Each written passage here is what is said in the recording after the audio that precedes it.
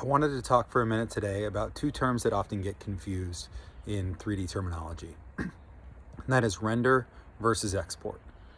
So we're speaking with teams from IT, product, merchandising, etc., who might be really familiar with the business of retail, but they don't know much about 3D. And so this distinction can be very confusing for many of them. It's pretty simple though. A render refers to a 2D image that is generated from a 3D model. So the way that happens is you take a 3D model, you put it into a scene in a design program or a rendering program on a computer. And what's going to happen when it's rendering is that the computer is essentially calculating the way that the light is interacting with that 3D asset.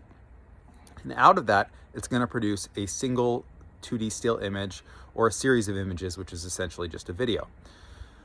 You can think about it a little bit like the old-timey cameras where they put the curtain over their head and then waited for the plate to have an image appear on it, but it took a really long time to expose that.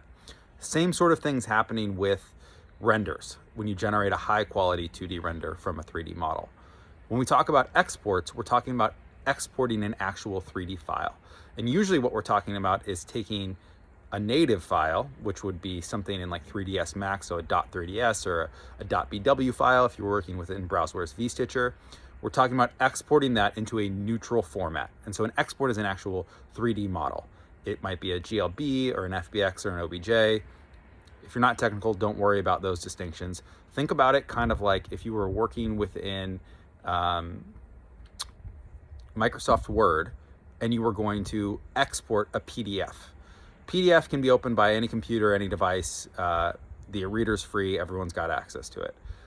But if you were to export a .docx and I didn't have access to Microsoft Word for whatever reason, I wouldn't be able to open that program. It's not necessarily a neutral file format. And so when we talk about exports, we're generating a neutral format from the proprietary format that it would normally exist in.